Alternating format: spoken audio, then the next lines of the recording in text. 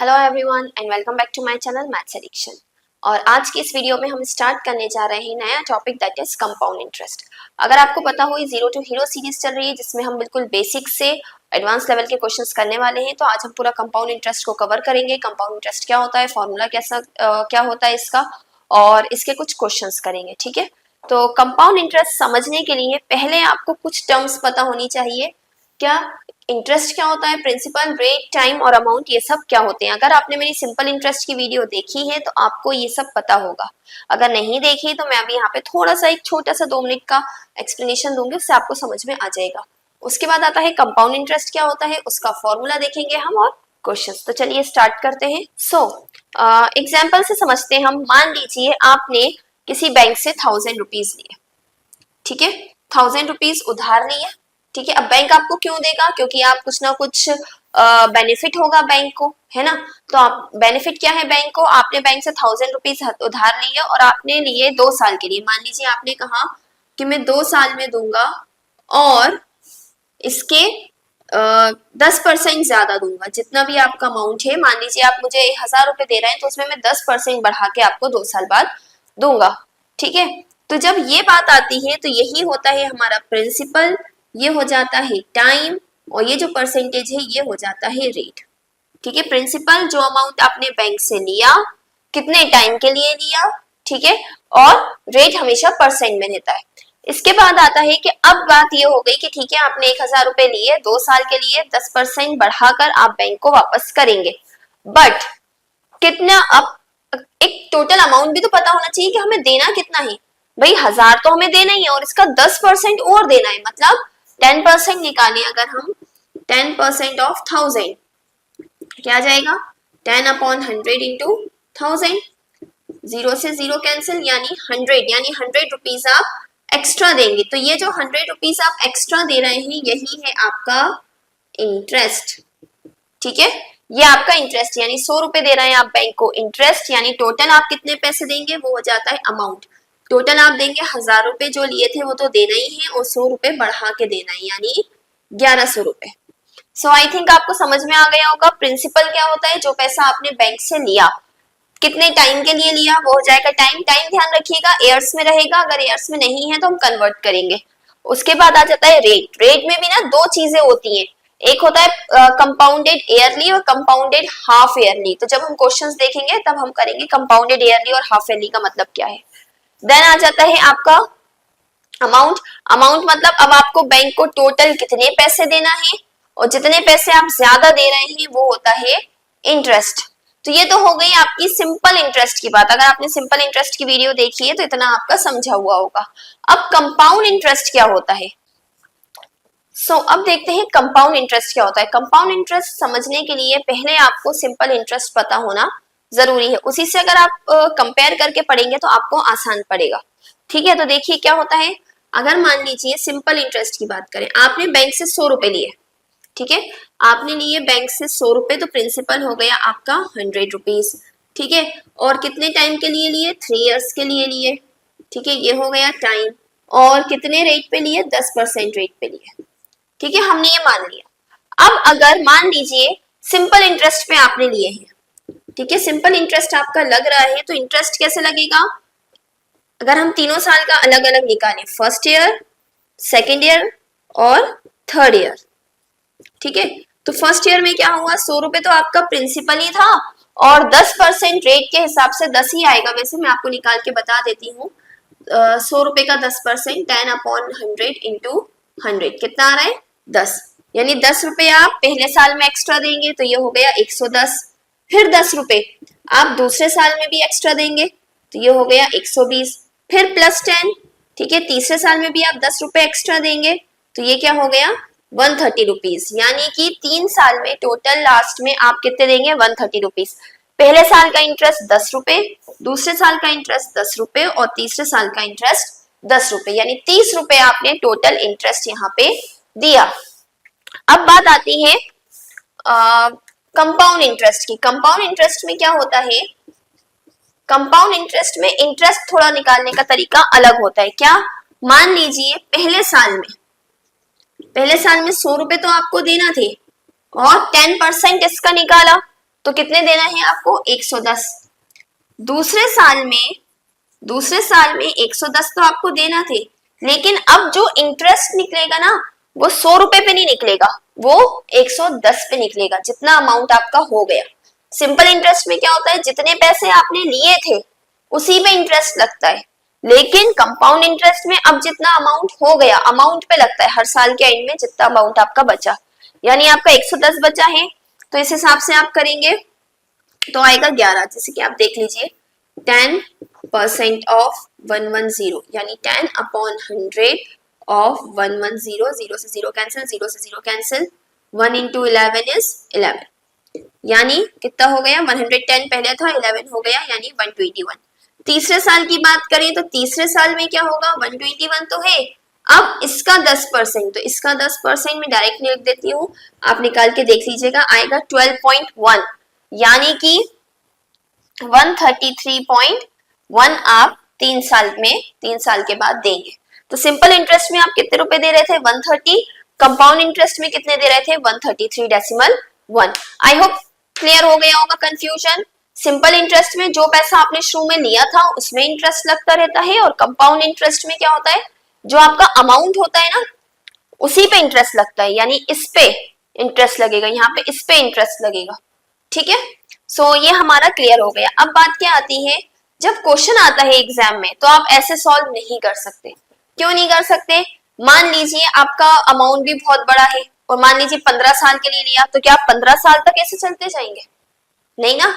इसके लिए फॉर्मूले हैं कुछ, उन फॉर्मूले की मदद से आपको इतना लंबा कैलकुलेशन ना करते हुए छोटे से कैलकुलेशन में आप क्वेश्चन सॉल्व कर सकते हैं। तो चलिए फॉर्मूलाज देख लेते हैं। अब अगर मैं फॉर्मूला की बात करूं कंपाउंड इंटरेस्ट की, तो कंपाउंड इंटरेस्ट निकालने के लिए हमें पहले निकालना पड़ता है अमाउंट, क्योंकि कंपाउंड इंटरेस्ट का फॉर्मूला होता है अमाउंट माइनस प्रिंसिपल, यानी जो भी आपका अमाउंट आता है उसमें से आप प्रिंसिपल माइनस कर देंगे। अब मान लीजिए अमाउंट क्या है, अमाउंट कैसे निकालेंगे आप? तो अमाउंट का फॉर्मूला होता है P1 प्लस R अपॉन 100 की पावर n। इसमें A अमाउंट है, P प्रिंसिपल है, R रेट है, और n क्या है यहाँ पे? टाइम। जो सिंपल इंटरेस्ट में हम T से डिनोट करते हैं ना टाइम, यहाँ पर हम n से डिनोट करते हैं। तो क्या होता है अमाउंट का फॉर्मूला ये। अगर आपको ये दो फॉर्मूले याद है तो आप कंपाउंड इंटरेस्ट के सारे क्वेश्चंस बहुत ही आसानी से कर लेंगे। ठीक है, अब मैंने आपको ये कहा था कई बार ऐसा आ जाता है कंपाउंडेड हाफ ईयरली। ये कब का है? Compounded yearly. रेट के आगे लिखा होगा ये कि रेट ईयरली लग रहा है या हाफ ईयरली लग रहा है। ठीक है, अगर ईयरली कंपाउंडेड ईयरली लिखा है आपके क्वेश्चन में तो ये फॉर्मूला लगेगा। अगर आपके क्वेश्चन में लिखा है कंपाउंडेड हाफ ईयरली तो क्या होगा? देखिए अमाउंट चेंज हो जाएगा, कंपाउंड इंटरेस्ट तो वही रहेगा, अमाउंट हो जाएगा P1 plus R upon 2 into 100, वो पावर में 2 है, दो जगह 2 लग जाएगा, एक 100 के साथ और एक n के साथ। अगर आपको याद हो तो ये हम सिंपल इंटरेस्ट में भी करते थे कि जब भी हाफ ईयरली कंपाउंड होता है तो रेट का आ जाता है हाफ, टाइम का हो जाता है डबल। वही तो हो रहा है, रेट का हो रहा है हाफ अपॉन 2 और टाइम का हो रहा है डबल। आप चाहें तो सिंपल इंटरेस्ट में जैसे हम करते थे ना, तो ये इसी फॉर्मूले में भी रख सकते हैं, रेट हाफ और टाइम डबल करके इसी फॉर्मूले में रखते हैं, वो भी चलेगा। और कंपाउंड इंटरेस्ट क्या होता है? Amount minus principal.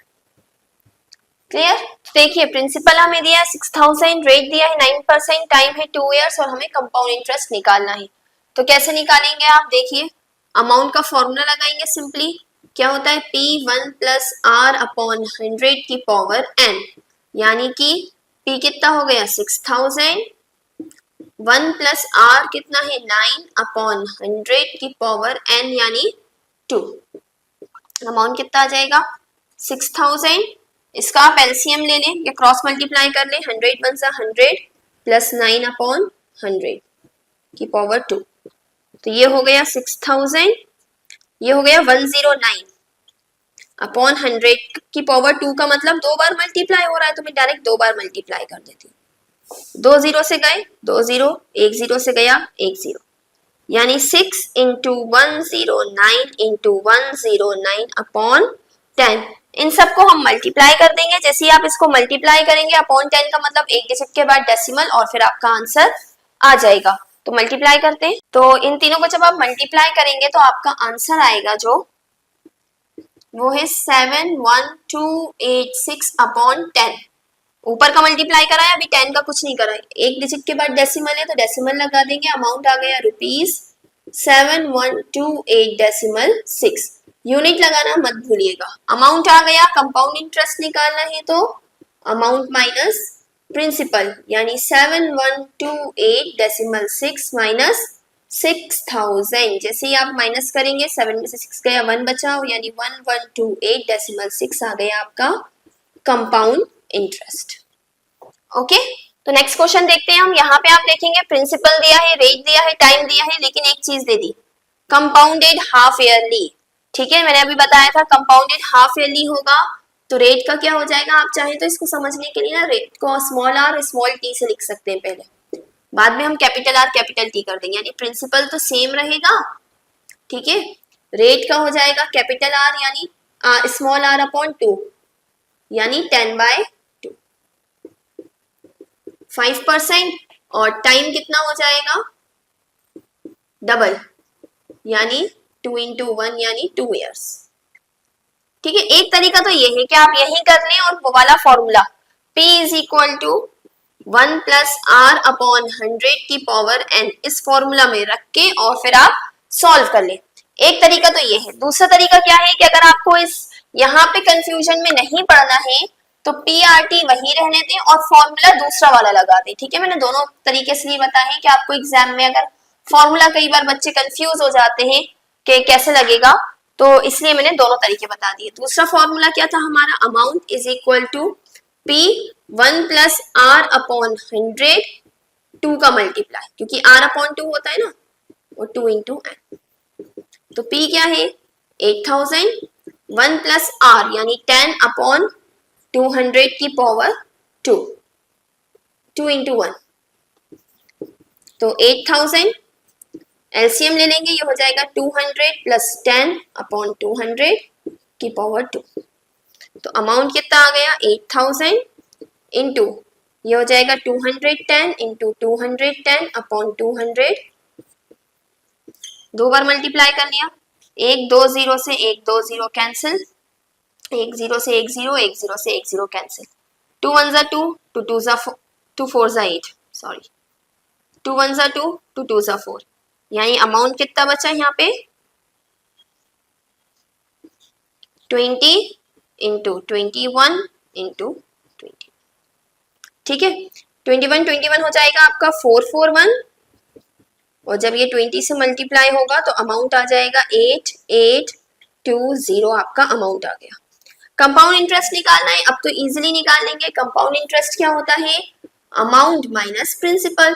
अमाउंट आ रहा है 8820 माइनस प्रिंसिपल कितना है हमारा 8000, यानी कि 820 रुपीज आपका कंपाउंड इंटरेस्ट आ गया। ओके, तो चाहे कंपाउंडेड ईयरली आए या कंपाउंडेड हाफ ईयरली आए, आई होप आप अब सारे क्वेश्चंस इजीली कर सकते हैं। कंपाउंड इंटरेस्ट में बहुत ज्यादा पढ़ने के लिए नहीं है, यही मेन चीजें हैं। कई बार ऐसा हो सकता है कि आपको कंपाउंड इंटरेस्ट दे के प्रिंसिपल निकालने को बोल दे, अमाउंट दे के प्रिंसिपल निकालने को बोल दे, तो इसी फॉर्मूले से आप सब क्वेश्चन सॉल्व कर सकते हैं। तो आई होप आपको मेरी वीडियो अच्छी लगी होगी। इसी तरह की और वीडियोस के लिए please do like, share and subscribe to my channel. Thank you.